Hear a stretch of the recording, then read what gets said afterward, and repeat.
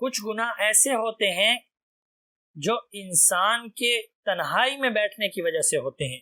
نوجوانوں سے وہ گناہ زیادہ سرزد ہوتے ہیں، اور نوجوانوں سے ایسے گناہ بکثرت سرزد ہو رہے ہیں، اور ایسے گناہ انسان سرزد کر دیتا ہے تنہائی کے اندر کہ انسان کسی کو منہ دکھانے کے لائق نہیں رہتا، انسان کی شادی شدہ زندگی اچھی نہیں گزرتی، انسان اپنی بیوی کو منہ دکھانے کے لائق نہیں رہتا.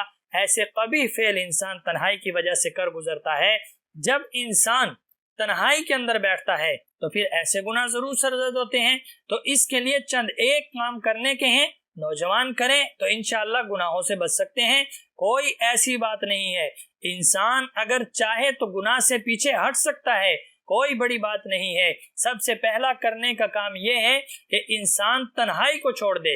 جب انسان تنہائی کو چھوڑ دے گا، اپنے آپ کو انسان علیحدہ نہیں کرے گا، انسان جب تنہائی کو چھوڑ دے گا اس وقت انسان کا اس گناہ سے بچنا انتہائی آسان ہو جائے گا.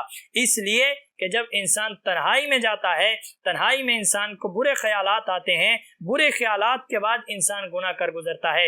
ایک بات یاد رکھیں، گناہ سے پہلے انسان کو خیال آتا ہے، اور پھر وہ خیال اس گناہ کے اندر، عمل کے اندر تبدیل ہو جاتا ہے. جب انسان تنہا نہیں بیٹھے گا، انسان کو خیال نہیں آئے گا تو انسان اس گناہ کو نہیں کرے گا. پھر دوسرا کام کرنے کا یہ ہے کہ انسان اپنے ارادے سے، اپنے ارادے کی طاقت سے انسان اپنے خیال کو بدلے.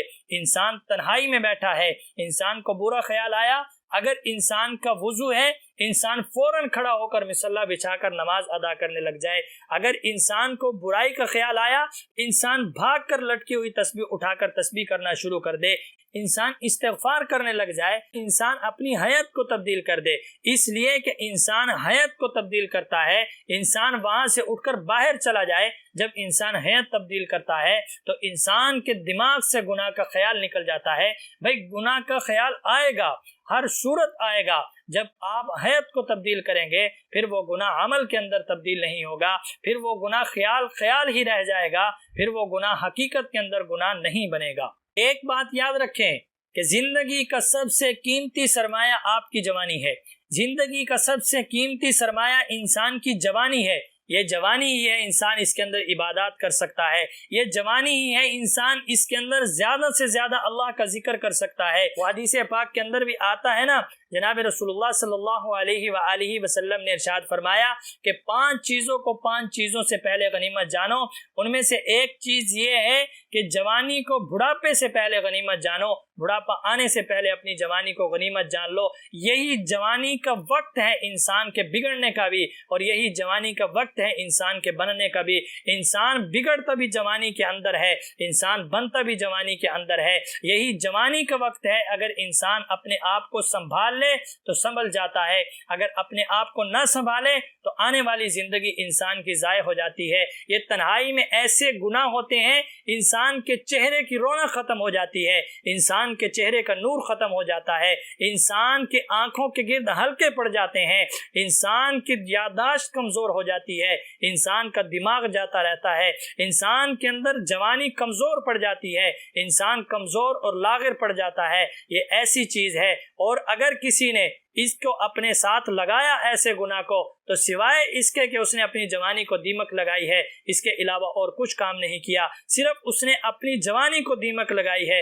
دیمک کی طرح یہ گناہ انسان کی جوانی کو کھا جائے گا. انسان کے لیے سب سے پہلا کام یہی ہے کہ انسان اپنے آپ کو تنہائی سے بچائے، پھر اس کے بعد اپنے ارادہ کو اپنی طاقت سے بدلے، اپنے خیال کو اپنے ارادے سے بدلے، اور اپنے نفس کو سمجھائیں کہ یہ گناہ ہمارے لیے اچھا نہیں ہے. یہ کیا کوئی گناہ بھی انسان کے لیے اچھا نہیں ہے.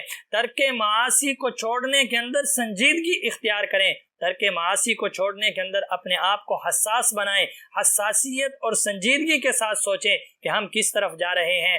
اگر کوئی انسان اپنے نفس کو اس بات کا عادی بنا لے کہ اس نے گناہ چھوڑنا ہے، اگر کوئی انسان اپنے نفس کو اس طرف مائل کر لے کہ اسے ترک معاصی کی عادت پڑ جائے، پھر دیکھیں کہ آپ کو زندگی کا کیسا مزہ آتا ہے. پھر آپ دیکھیں کہ معاصی کرنا، گناہ کرنا آپ کے لیے مشکل ہو جائے گا، اور ترک معاصی، گناہ کو چھوڑنا آپ کے لیے لذیذ ہو جائے گا. آپ کو لذت محسوس ہوگی گناہ کے چھوڑنے میں، اور گناہ کا کرنا آپ کے اوپر گراں گزرے گا۔ ایک مرتبہ اس طرف آ کر تو دیکھو، ساری زندگی آپ نے گناہ کا مزہ چکھا ہے، ساری زندگی آپ نے اپنے نفس کو گناہ کی لذت چکھائی ہے، ساری زندگی آپ نے اپنے نفس کو اللہ کی نافرمانی چکھائی ہے۔ آپ اس طرف آ کر تو دیکھو، زندگی کے بقایا حصے کے اندر نفس کو تقوی کا مزہ چکھا کر تو دیکھو، کیسا لذیذ مزہ ہے۔ نفس کو تقوی کی طرف مائل تو کر کے دیکھو، آپ کو کتنا مزہ آتا ہے۔ ایک طرف کا مزہ آپ دیکھ چکے ہیں، اب نفس کو دوسری طرف کا مزہ چکھا کر تو دیکھو، آپ کو کتنا مزہ اور کتنا سواد آتا ہے۔